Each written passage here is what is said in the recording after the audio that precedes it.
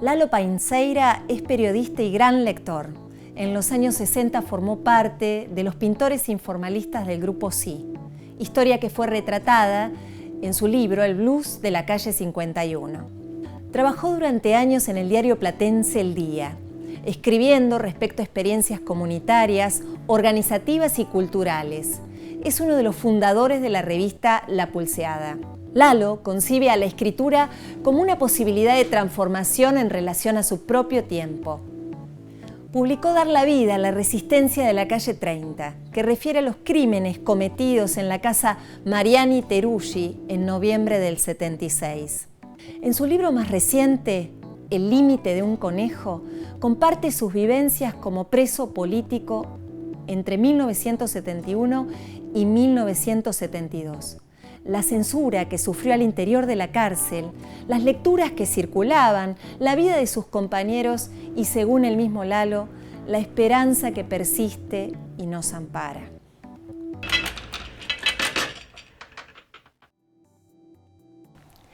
Lalo, ¿en qué proyectos, grupos y experiencias estabas participando en la década del 60?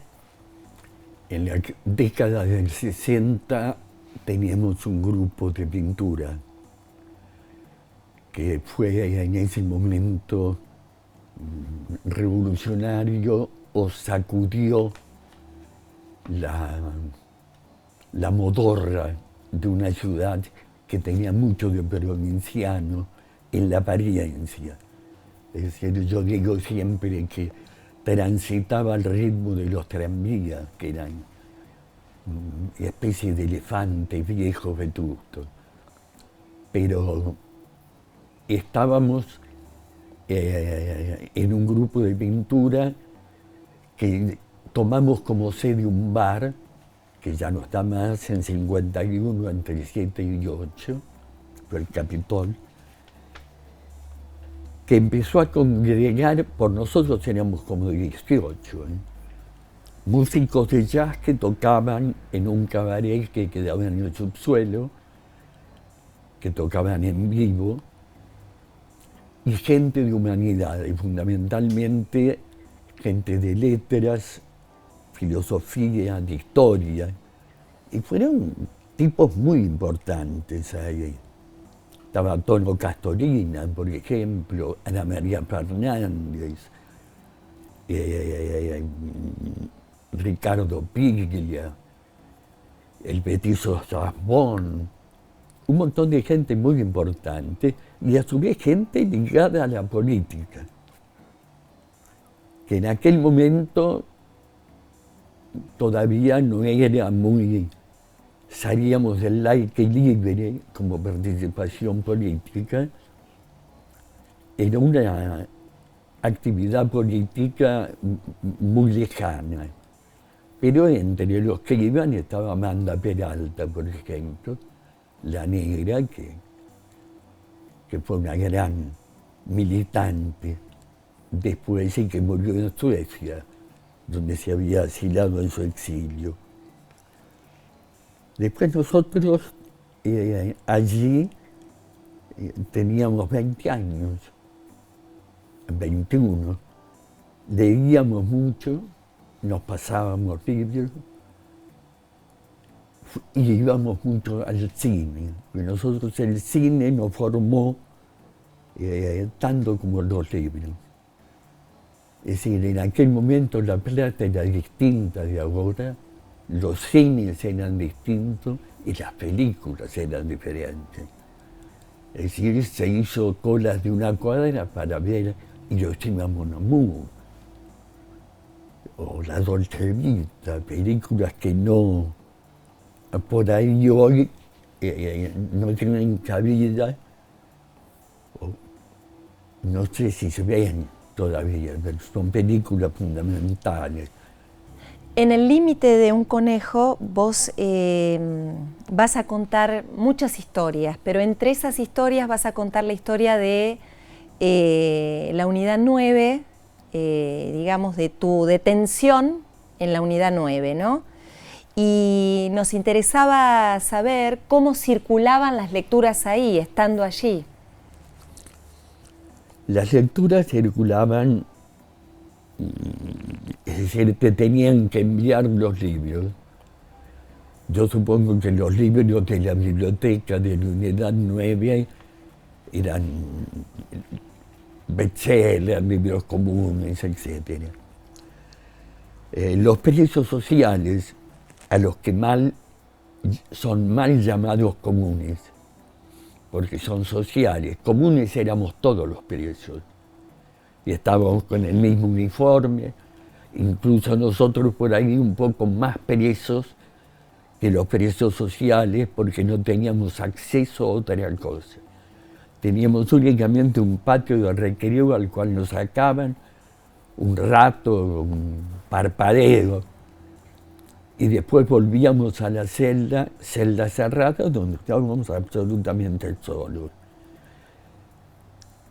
Esos libros que nos llegaban a nosotros a través de amigos, a través de los abogados, a través de gente allegada, fueron un sustento para nosotros.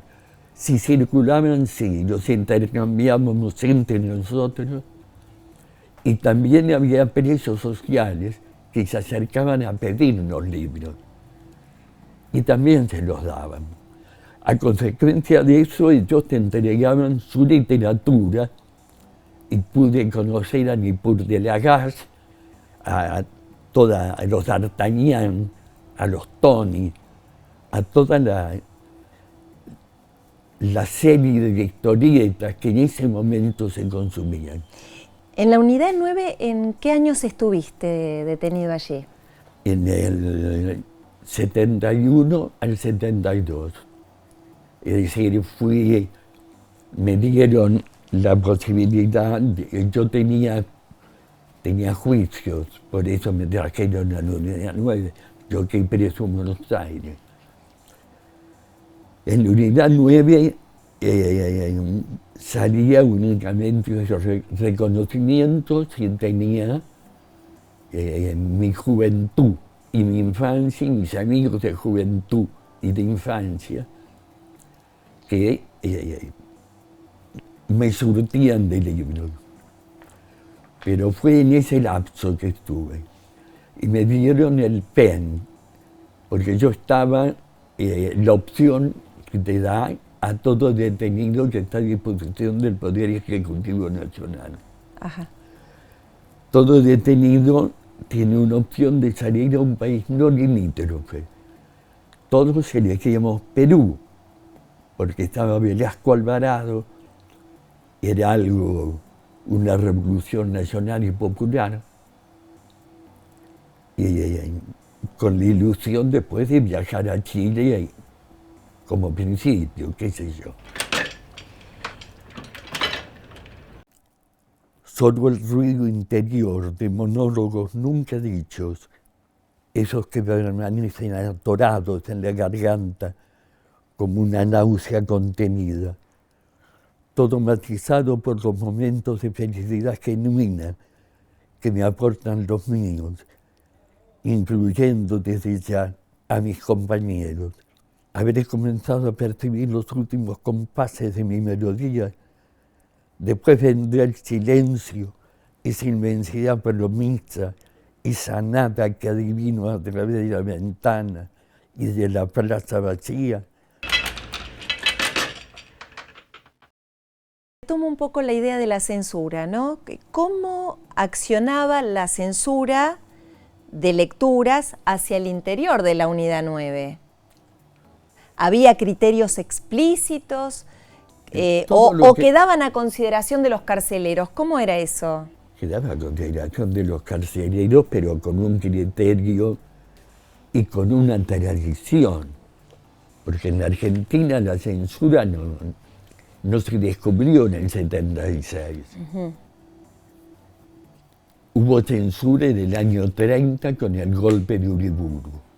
Hubo censura del 55 en adelante, feroz. Eso, hay un decreto expreso que es terrible, la censura, porque es impuesta por ley ante el silencio de todos los grandes diarios, de todos los partidos llamados democráticos, de todo. Una censura que ahora se insinúa también. Voy a leer un fragmentito que tiene que ver con lo que estamos hablando, ¿no? Y que además recoge el mecanismo de censura que había también en la Unidad 9. La censura es contundente hasta extremos ridículos, decís, y no se limita a lo político, sino también a lo policial y a lo considerado inmoral. El censor, además del poder de decidir si entra o no un libro, posee un arma de destrucción fatal, un rodillo ancho y poderoso que moja abundantemente en tinta negra y que está siempre listo para embadurnar el papel.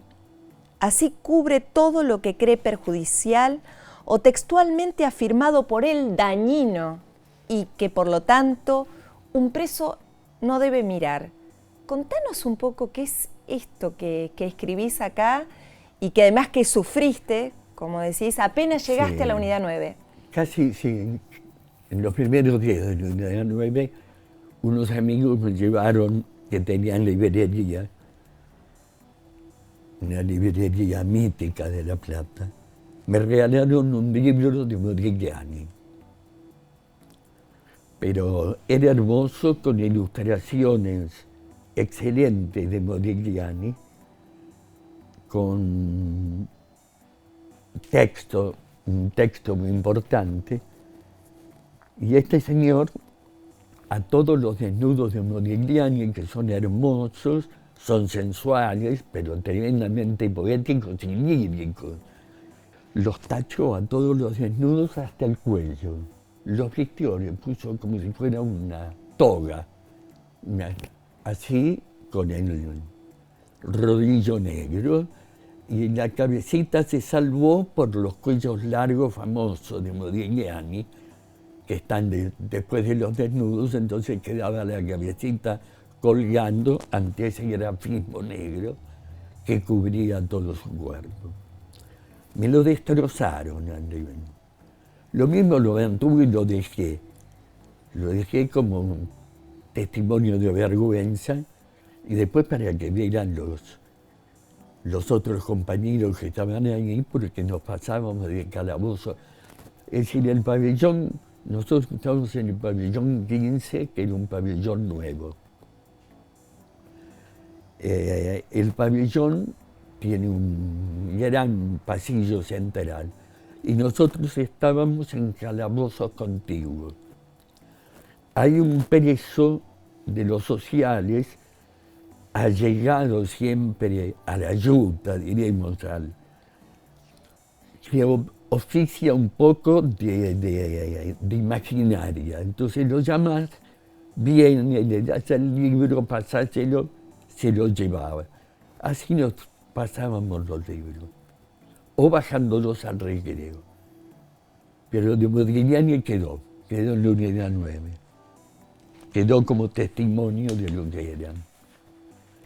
Testimonio ridículo. Y después había censuras, desde ya tratar de enterar Marx, Engels o el Che Guevara, prohibido absoluto.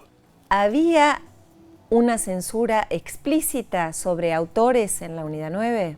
Desde ya.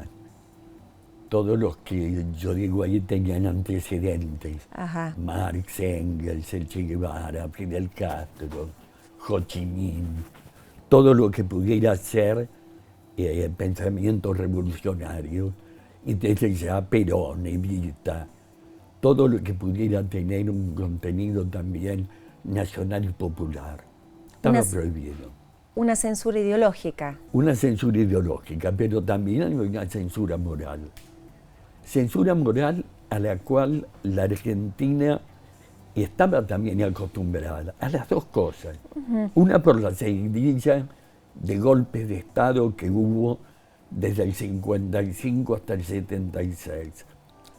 Y otra porque por el peso que ha tenido siempre esa mentalidad moralina que proviene de una mala iglesia católica, porque ya el concilio había existido. Ujú. El concilio que pretendió renovar la iglesia. Es decir, todavía en la sociedad no era así. Entonces estaban prohibidas esas cosas. Autores estaban prohibidos, autores no políticos o directamente políticos, como Henry Miller. Henry Miller estuvo prohibido acá. Es decir, a nosotros, que eso lo contaba, a nosotros nos enviaron a exponer cuando éramos pintores a Lima. Y en Lima compramos la edición mexicana del Trópico de Cáncer y el Trópico de Capricornio, que lo trajimos como una cosa, un tesoro era acá. Acá la gente cruzaba a Uruguay a ver a Berman, porque estaba prohibido. Juventud Divino Tesoro, La Fuente de la Doncella, películas prohibidas. Y prohibidas por esa moralina. En los no 60. por el contenido, y ya eran los 60, Berman en los 60. Sí, bien, bien. A principios de los 60. Ujú. Como Henry Miller también. Y sigo disparándome palabras como un suicida, pero confidenciador, para que las escuche solo mi alma. Desde hace un tiempo imagino así mi futuro, el personal, el pequeño, ese que será exclusivo, con la individualidad que siempre impone la muerte. La distancia que me separa de su concreción es sorda, muda y sola.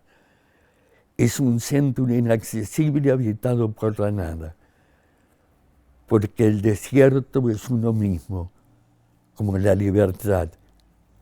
Y me causa gracia esta afirmación sarteriana cuando paradójicamente mantengo mis manos aferrada al jarro en oración como si fuera un cáliz. No me engaño, es natural que duelan los huecos, los vacíos y que todo se transforme en un preámbulo para la memoria.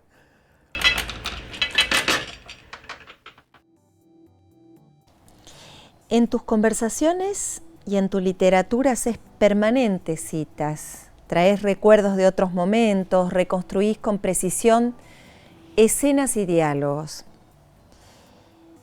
¿Cómo pensás la construcción de la memoria, incluso ante aquellos que quieren empujar al olvido la memoria? Es difícil porque para mí la memoria está muy atado a lo vivido, a lo que yo viví. A mí, toda la primera parte del libro mío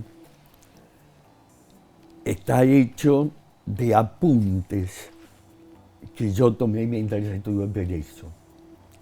Fundamentalmente no políticos o ideológicos, sino de la cosa común, de la vida común que teníamos. Y es ahí donde surgen temas de soledad y temas vinculados a amigos que ya no están. A mí me costó mucho reescribir eso, después darle otra forma para hacer un libro, sobre todo intercalando las partes de coordinación federal, algo que hice en Perú, cuando llegué a Perú. Que todavía, hay partes que todavía me cuesta leer, porque me cuesta leer porque me emociono, lagrimeo. Y esto es algo que tenían que sacar, y esa memoria, supongo, que tiene que hacer el pueblo argentino. Tiene que sacar toda esta represión, todas estas cosas afuera, y resistir. Vos decís que la memoria mezcla lo ocurrido con la subjetividad y el deseo. Eso siempre. Eso no es mío. Eso lo dice una escritora norteamericana en un libro. Pero tiene razón. Y la memoria no mezcla. Porque al ser subjetivo, yo he tenido problemas al mencionar determinados hechos que debe pasar con tu esposo, con tu compañero, con tus amigos. Al recordar determinados hechos, siempre existen miradas distintas, acentuaciones distintas. Pero es el hecho que es lo que importa. En la Argentina hubo desaparecidos. Los demás que pueden ser de memoria, no. En la Argentina se torturó impunemente,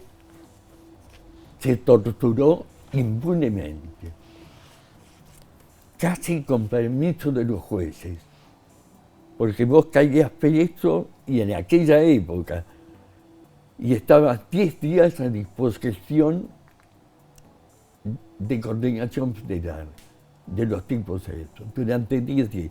Recién a los 10 días aparecía el juez.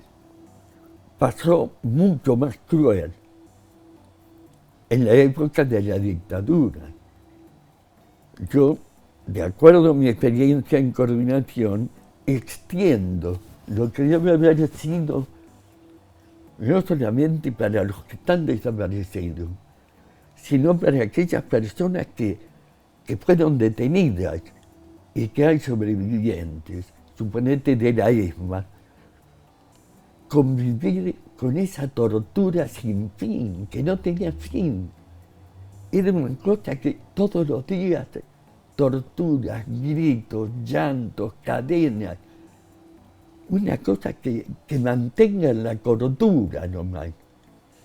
Vos decís también, todo anida allí en la tierra de uno, ahí en lo prohibido, ¿no?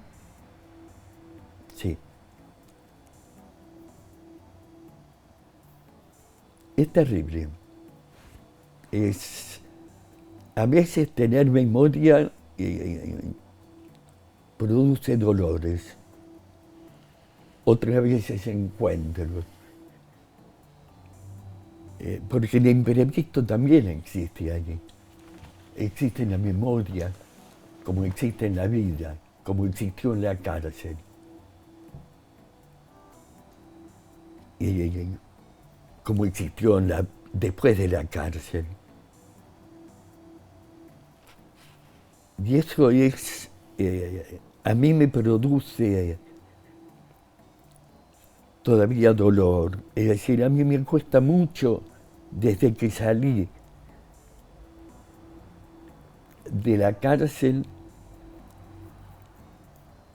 es como si mantuviera el silencio como algo fundamental en la construcción de mi persona. Es decir, ¿por qué hay que bancarse el silencio? Porque no es el silencio de la noche, no, es el silencio. El silencio impuesto y autoimpuesto. Y que te lo tenés que bancar cuando es autoimpuesto. Y te lo bancás por la imagen fundamentalmente de compañeros, porque te aferrás a una fe que habías perdido, porque te aferrás a la esperanza. Marguerite Duras, además de ser una maravillosa escritora, dice que la gente de los años 60, la generación de los 60, del cual me siento parte, está enferma de esperanza. Y sí, somos enfermos de esperanza, porque es una esperanza hecha en el silencio de una celda,